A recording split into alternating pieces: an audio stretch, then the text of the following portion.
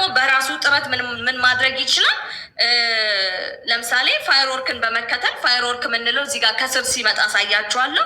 ፋየርወርክን ተከትሎ በመሄድ ኮይኖችን መሰብሰብ ይችላል። የተለያየ ፋየርወርክ የተለቀቀበት ቦታ ላይ በመሄድ ማለት ነው።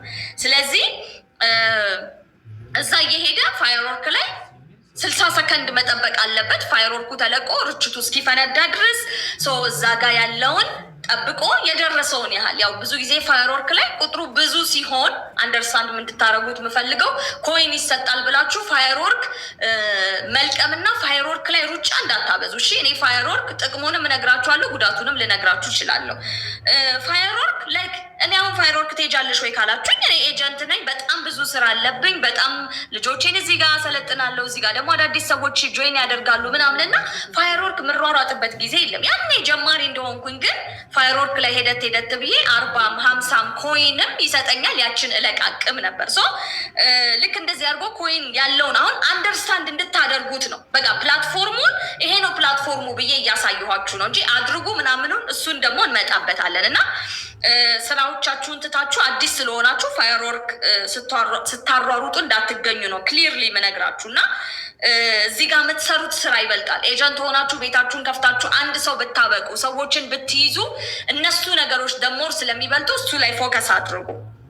ስለዚህ ግን ደግሞ ፋየርወርክ ተከትሎ ከሄደ ግን እዛ ጋር ሊደርሰውም ይችላል ላይደርሰውም ይችላል። ስፔሻሊ እንትን ከሆነ ቪአይፒ ለሆኑ ሰዎች ፋየርወርክ ምንድን ነው የሚለውን ዲቴል ስለምንመጣበት እዚህ ጋር ስለምናይ ቪአይፒ ለሆኑ ሰዎች ምን ይላል የመስጠት ቻንሱ ሀይ ነው። ኖርማል ለሆንን ሰዎች ሄደን ሊሰጠን ይችላል ላይሰጠንም ይችላል። ኤኒሃው ግን በዚህ መልኩ መሰብሰብ ይችላል።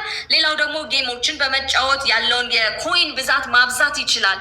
ጌሞችን በመጫወት ስንል ከታች ያሉ ምኖች አሉ ወደ 7 አይነት ጌሞች አሉ።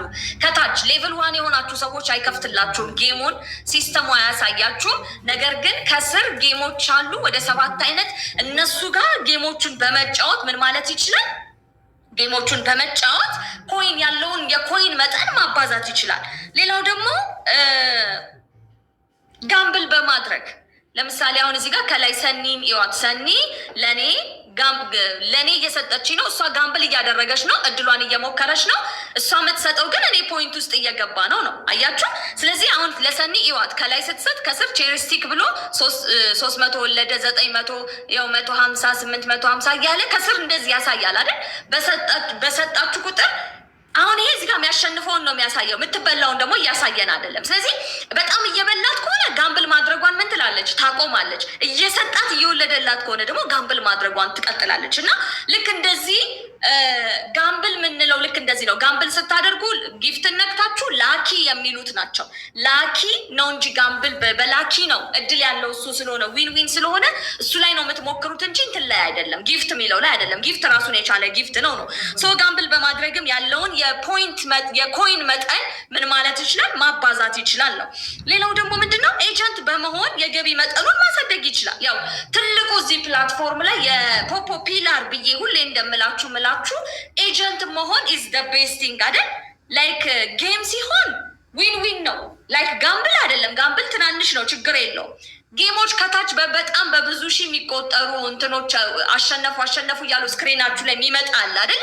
እነዛን 500,000 1 ሚሊዮን 2 ሚሊዮን አሸነፈ ብሎ እዚህ ጋር ሲያስቀምጥልን ያሸነፈውን ነው የሚያሳየን እንጂ ቴንክ ዩ ማይ ዲር ያሸነፈውን ነው እዚህ ጋር እያሳየን ያለው እንጂ እንትን አይደለም፣ የተሸነፈውን አይደለም። ገባችሁ? ስለዚህ ዊን ነው። ልታሸንፉ ትችላላችሁ።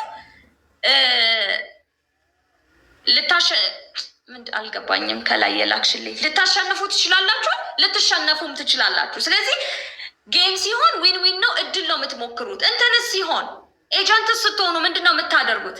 ኤጀንት ስትሆኑ ግን በአግባቡ በሰራችሁት መጠን ሪስክ ፍሪ ሆናችሁ ልትሰሩ ትችሉበታላችሁ ነው።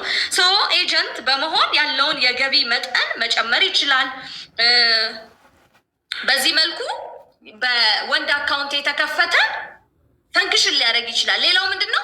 በሴት አካውንት የተከፈተስ ልዩነቱ ምንድን ነው የሚለውን በሴት አካውንት የተከፈተ ያላቸው ጥቅሞች ደግሞ የመጀመሪያ ከወንድ ለየት የሚያደርገው ላይቭ ላይ በመቀመጥ ምን የሚለን አለ፣ በራሱ የሚደጉመን አለ። ላይቭ ላይ ስለተቀመጥን ብቻ ሀወርሊ ዌጅ ብሎ በሴት አካውንት ለተከፈተ ላይቭ ላይ ስንቀመጥ የሚሰጠን ምን አለ? ፖይንት አለ። አድቫንቴጃችን ነው ማለት ነው። ከወንዶች ለአፕሊኬሽን ነው ለሴቶች በጣም ያደላል። ለሴቶች በጣም አድቫንቴጅ አለ። ሚውት ያላረጋችሁ ሰዎች ፕሊስ ሚውት አድርጉ፣ ካልሆነ ከላይ ሆናችሁ እንትን በሉ። ስለዚህ ለሴቶች ያደላል እና